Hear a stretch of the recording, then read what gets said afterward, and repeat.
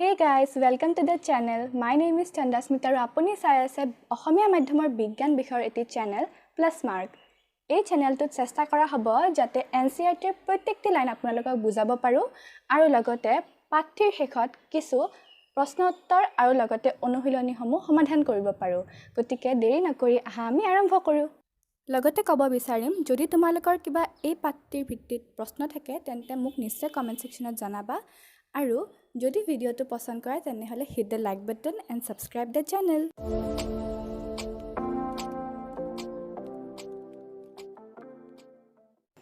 প্ৰথম পাঠ্য হৈছে শস্য উৎপাদন আৰু ব্যৱস্থাপনা। মই সকলোকে ৰিকুৱেষ্ট কৰিম যাতে তোমালোকে কিতাপখন আগত লৈ লোৱা আৰু ইম্পৰ্টেন্ট পইণ্টবোৰ নোট আউট কৰি লোৱা। নহলে টেক আ স্ক্ৰিনশ্বট ৰাখি থব পাৰা অৰ তোমালোকে লগে লগে বুকত চিন দি যাব পাৰা। মই কিছুমান ষ্টাৰ মাৰ্ক কৰি যাম সেইকেইটা মোষ্ট ইম্পৰ্টেণ্ট কুৱেশ্যন বুলি ধৰি ল'বা। গতিকে এতিয়া আমি আৰম্ভ কৰোঁ। শস্য উৎপাদন আৰু ব্যৱস্থাপনা। এই পাঠটি মূলতঃ খেতিৰ ওপৰত নিৰ্ধাৰিত হৈছে। ইয়াত খেতি কেনেকৈ কৰা হয়, কি পদ্ধতি আছে, কি সঁজুলি ব্যৱহাৰ কৰা হয়, এই সকলো কথা কোৱা হৈছে। গতিকে এই চেপ্টাৰটো মূলতঃ খেতিৰ ওপৰত। এইটো আমি জানিব লাগিব। পাঠ এটা আৰম্ভ কৰাৰ আগত পাঠটিৰ নামটো আমি জানি ল'ব লাগিব ভালকৈ। তাত কি ক'ব বিচৰা হৈছে। গতিকে এইটো নাম চাই আমি ক'ব পাৰিছোঁ যে শস্য উৎপাদন আৰু ব্যৱস্থাপনা মানে হৈছে ইয়াত মূলতঃ আমি খেতিৰ কথা ক'ম তাৰ আৰম্ভণিৰ পৰা তাৰ শেষলৈ। এতিয়া ইয়াত আৰম্ভণিতে আমাৰ দুটা কেৰেক্টাৰ প্ৰজ্ঞান আৰু প্ৰহেলিকাৰ কথা কোৱা হৈছে। ইয়াত প্ৰহেলিকা আৰু প্ৰজ্ঞান হিচাপত তোমালোকে নিজকো ৰাখিব পাৰা। ইফ ইউ আৰ আ গাৰ্ল, যদি তুমি এজনী ছোৱালী হয় তেনেহ'লে নিজৰ নামটো ৰাখা। লেটছ চে নিশিতা, দিশা, নিধি, এনিথিং। আৰু তুমি যদি ল'ৰা হয় প্ৰজ্ঞানৰ ঠাইত অৰ্ণৱ, চিন্ময়, এনিথিং তুমি ৰাখিব পাৰা। আৰু মই চিয়'ৰ যে তোমালোকৰ মনতো এনেকুৱা বহুত কুৱেশ্যন আহে যি প্ৰজ্ঞান আৰু প্ৰহেলিকাৰ মনলৈ আহিছে। গতিকে এই পাঠটো এনেকুৱা নহয় যে তোমালোকে নাজানা, ইয়াৰ বহু কথা তোমালোকে জানা, হয়তো পাঠভিত্তিকভাৱে জানা, হয়তো আগতে পঢ়ি আহিছা কিন্তু কেতিয়াও হয়তো দেখা নাই বা এক্সপিৰিয়েঞ্চ কৰি পোৱা নাই। গতিকে মই চেষ্টা কৰিম যাতে কিছুমান ফটো বা কিছুমান এক্সপিৰিয়েঞ্চ শ্বেয়াৰ কৰি মই পাঠটো তোমালোকক বুজাব পাৰোঁ। গতিকে আৰম্ভ কৰোঁ। প্ৰথমতে দিছে গৰমৰ বন্ধত প্ৰহেলিকা আৰু প্ৰজ্ঞান খুৰাকৰ ঘৰলৈ ফুৰিবলৈ গৈছিল। তেওঁলোকৰ খুৰাক এজন খেতিয়ক। এদিনাখন তেওঁলোকে খুৰাকৰ পথাৰত খুকুৰি, কাঁচি, খন্তি, নাঙল আদি খেতিৰ সঁজুলি কিছুমান দেখিলে। তেতিয়া প্ৰজ্ঞানে সুধিলে এই সঁজুলিবোৰ ক'ত আৰু কিদৰে ব্যৱহাৰ কৰে মই জানিব বিচাৰোঁ। অ'কে, তো প্ৰজ্ঞান আৰু প্ৰহেলিকা সিহঁতে গৰমৰ বন্ধত গাঁৱত গৈছে। গৰমৰ বন্ধ আমাৰ হয়তো জুলাই মাহত পৰে নহয় জানো। তো জুলাইৰ মাহ গৰমৰ বন্ধ গাঁৱলৈ ফুৰিব গৈছে। তো খুৰাকৰ ঘৰ তাত আৰু খুৰাক এজন খেতিয়ক। এতিয়া তাত যেতিয়া পথাৰত গ'ল সিহঁত তেতিয়া দেখিছে খুকুৰি, কাঁচি, খন্তি, নাঙল।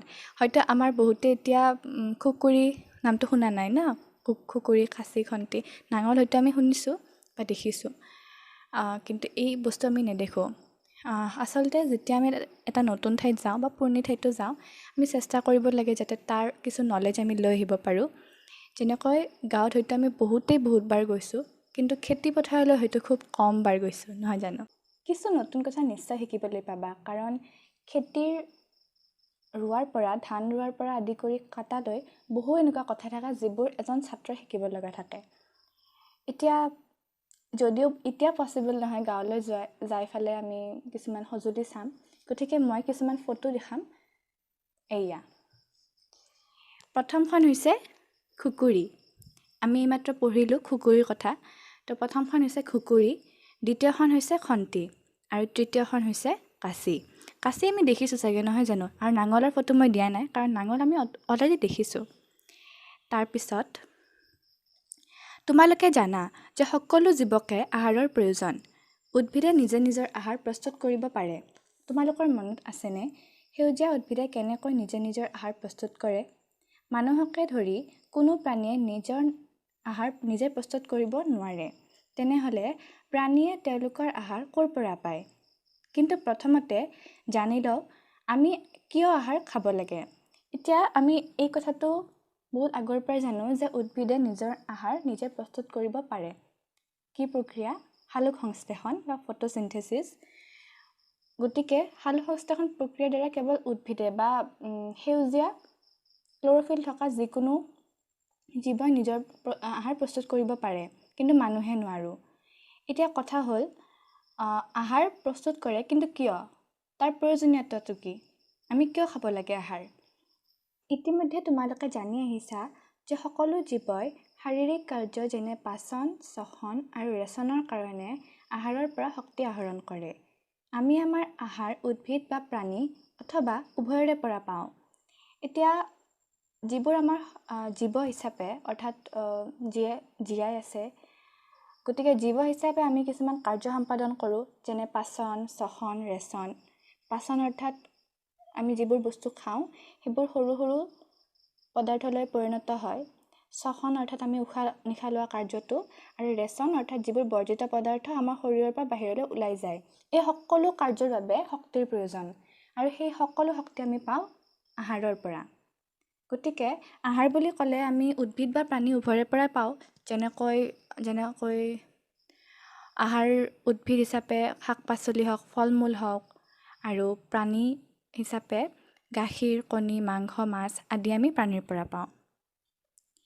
এতিয়া প্ৰজ্ঞানৰ মনলৈ এটা প্ৰশ্ন আহিছে, যিহেতু আমাক সকলোকে আহাৰৰ প্ৰয়োজন, আমাৰ দেশৰ বৃহৎ জনসংখ্যাৰ বাবে আমি আহাৰ কেনেকৈ যোগান ধৰিব পাৰোঁ?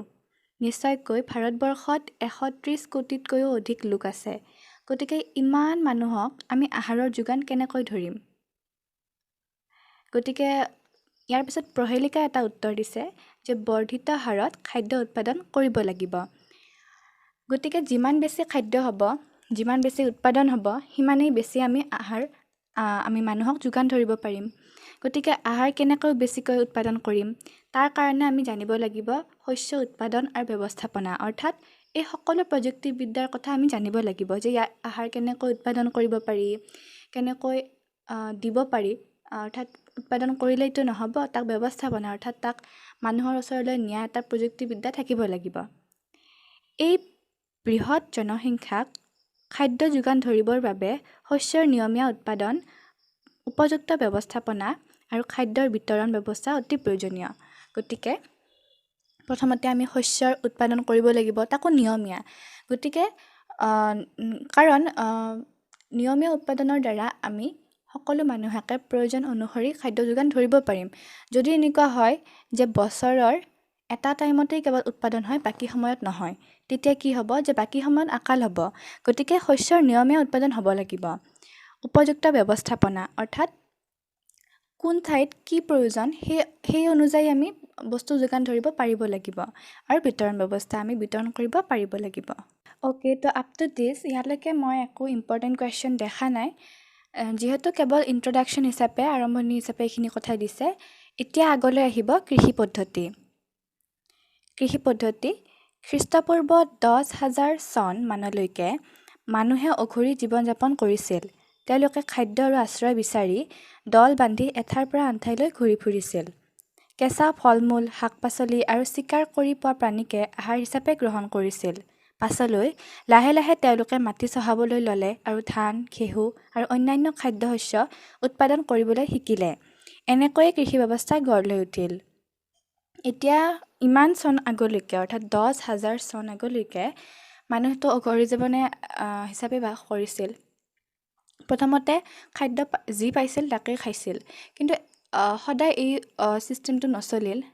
তেওঁলোকে লাহে লাহে ইভলভ হ'ব শিকিলে, বিৱৰ্তন ঘটিল, আৰু খাদ্যশস্য উৎপাদন কৰিবলৈ শিকিলে, আৰু তাৰপিছতেই আৰম্ভ হৈ গ'ল কৃষি ব্যৱস্থা। একে জাতৰ উদ্ভিদ সৰহকৈ একে ঠাইতে খেতি কৰিলে তাক শস্য বুলি কোৱা হয়। এইটো এটা ইম্পৰ্টেণ্ট কুৱেশ্যন, তো এইটো চিন দি লোৱা যে শস্য কাক বোলে?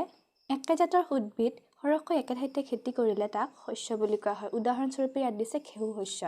ইয়াত যিকোনো লিখিব পাৰা, যেনেকৈ ধানৰ খেতি বা সৰিয়হৰ খেতি, যিকোনো উদাহৰণ হ'ব পাৰে।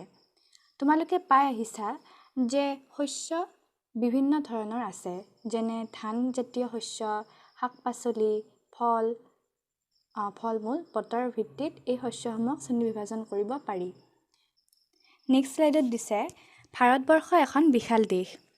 উষ্ণতা, আৰ্দ্ৰতা আৰু বৰষুণৰ পৰিমাণৰ ওপৰত ভিত্তি কৰি ইয়াৰ জলবায়ু অঞ্চলভেদে বেলেগ বেলেগ। জলবায়ু অনুযায়ী দেশৰ বিভিন্ন অঞ্চলত ভিন ভিন শস্য উৎপাদন হয়। এই ভিন্নতা সত্ত্বেও বতৰ অনুযায়ী শস্যক দুটা ভাগত ভগাব পাৰি। সেয়া হৈছে খাৰিফ শস্য আৰু ৰবি শস্য। খাৰিফ শস্য বাৰিষা কালত বা গৰম দিনত সিঁচা হয় আৰু ভাৰতবৰ্ষত সাধাৰণতে বাৰিষা কাল জুনৰ পৰা ছেপ্টেম্বৰ মাহলৈ থাকে। ধান, মাকৈ, চয়াবিন, বাদাম, কপাহ আদিবোৰ হ'ল খাৰিফ শস্য। ৰবি শস্য শীতকালত উৎপাদিত শস্যক ৰবি শস্য বোলে। সাধাৰণতে ৰবি শস্যৰ সময় অক্টোবৰৰ পৰা মাৰ্চ মাহলৈ থাকে। ৰবি শস্যৰ উদাহৰণ হ'ল ঘেঁহু, বুট, মটৰ, সৰিয়হ আৰু তিচি আদি। এইবোৰৰ বাহিৰেও গ্ৰীষ্মকালত বিভিন্ন অঞ্চলত মাহজাতীয় শস্য আৰু শাক পাচলিৰ খেতি কৰা হয়। এইটো এটা খুব ইম্পৰ্টেণ্ট কুৱেশ্যন, ৰবি শস্য আৰু খাৰিফ শস্য যে বতৰ অনুযায়ী কি ভাগত ভগোৱা হয়। ষ্টাৰ কৰি দিছোঁ। বতৰ অনুযায়ী আমি দুটা ভাগত শস্যসমূহক ভগাব পাৰোঁ। সেয়া হৈছে ৰবি শস্য আৰু খাৰিফ শস্য। ৰবি শস্য আৰু খাৰিফ শস্য মোষ্ট ইম্পৰ্টেণ্ট কুৱেশ্যনছ যে বতৰ অনুযায়ী আমি কি ভাগত শস্যসমূহক ভগাব পাৰোঁ উদাহৰণ দিয়া। মোষ্ট ইম্পৰ্টেণ্ট কুৱেশ্যন আহি থাকে। তেতিয়া আমি লিখিব লাগিব যে বাৰিষা কালত যি শস্য সিঁচা হয় তাক খাৰিফ শস্য বোলে আৰু শীতকালত যি শস্য সিঁচা হয় তাক ৰবি শস্য বোলে।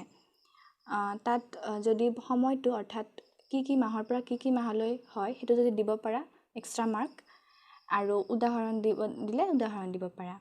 এতিয়া কি হয় কিছুমান ষ্টুডেণ্টৰ খাৰিফ শস্য বা ৰবি শস্য মনত কৰোঁতে অলপ প্ৰব্লেম হয় যে খাৰিফ শস্য কেতিয়া কৰা হৈছিল, ৰবি শস্য কেতিয়া কৰা হৈছিল। তো এটা ট্ৰিক হ'ল যে খাৰিফ শস্য 3টা ৱৰ্ড আছে ন, 3টা আখৰ আছে খা, ৰি, ফ।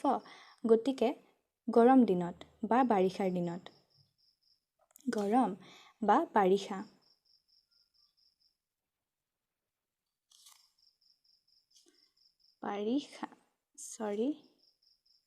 বাৰিষা আৰু ৰবি শস্য ৰবি, গতিকে 2টা আখৰ আছে ইয়াত, গতিকে শীতৰ। অ'কে, তো আই থিংক ধৰিব পাৰিছা মই কি ক'ব খুজিছোঁ। যেতিয়া খাৰিফ শস্য মনত নপৰে মনত কৰিবা যে খাৰিফ অৰ্থাৎ 3টা লিখা আছে। গতিকে বাৰিষা বা গৰম দিন নকৈ বাৰিষা কাল হ'লেও হ'ব, কাৰণ যিহেতু মেইনলি ইয়াত বুকত বাৰিষা কালে দিয়া আছে। আৰু ৰবি শস্য ৰবি 2টা ৱৰ্ড 2টা আখৰ, গতিকে ৰবি শস্য অৰ্থাৎ শীতকাল। Next page. শস্য উৎপাদনৰ মৌলিক পদ্ধতিসমূহ। প্ৰজ্ঞানে সুধিছে সাধাৰণতে শীতকালত কিয় ধানৰ খেতি কৰা নহয়। তেতিয়া প্ৰহেলিকাই কৈছে ধান খেতিৰ বাবে প্ৰচুৰ পৰিমাণৰ পানীৰ প্ৰয়োজন, সেইবাবে বাৰিষা কালত ধানৰ খেতি কৰা হয়। যিটো দেখিছোঁ প্ৰজ্ঞান বহুত কিউৰিয়াছ ন, কৌতূহল মনৰ, যে খুব প্ৰশ্ন সুধি থাকে আৰু প্ৰহেলিকাই অলৰেডি জানে। অৰ্থাৎ প্ৰহেলিকাই অলৰেডি সেই প্ৰশ্নবোৰৰ উত্তৰ পাই গৈছে বা চেষ্টা কৰিছে। সেইকাৰণে আমিও কিছুমান প্ৰশ্ন কৰিব লাগে। যিহেতু বিষয়টো পঢ়ি আছা ছায়েন্স, গতিকে প্ৰশ্ন কৰিব পৰা এটা মন থাকিব লাগে। গতিকে এইটো প্ৰশ্ন হয়তো আমাৰ মনলৈ আহিব পাৰে যে ধানৰ খেতি আমি বাৰিষা কালত কৰোঁ, বাট শীতৰ কালত কিয় নকৰোঁ। কাৰণ শীতৰ সময়ত বৰষুণটো কম হয় নহয় জানো, শুকান পৰিৱেশ, আৰ্দ্ৰতা কম থাকে, হিউমিডিটি কম, গতিকে সেই সময়ত খেতি কৰা নহয়। বেছিকৈ খেতি কৰা হয় বাৰিষা কালত, কাৰণ পানীৰ প্ৰচুৰ পৰিমাণ থাকে আৰু সূৰ্যৰ উষ্ণতা ভেদে আমি ভিন ভিন সময়ত ভিন ভিন খেতি কৰিব পাৰোঁ। শস্যৰ খেতি কৰিবলৈ খেতিয়কসকলে বিভিন্ন সময়ত বিভিন্ন কামত নিজকে ব্যস্ত ৰাখিবলগীয়া হয়। তোমালোকে বোধহয় দেখিছা যে এই কামবোৰ এজন মালীয়ে বাগিচাত কাম কৰা বা তুমি তোমাৰ ঘৰত সৌন্দৰ্যবৰ্ধক উদ্ভিদ লগাওঁতে কৰা কামবোৰৰ সৈতে একে। আৰু সেই কামবোৰ কি? এই কামবোৰকে খেতি কৰাৰ পদ্ধতি বা কৃষি পদ্ধতি বুলি কোৱা হয়। এই কামবোৰ তলত উল্লেখ কৰা হ'ল।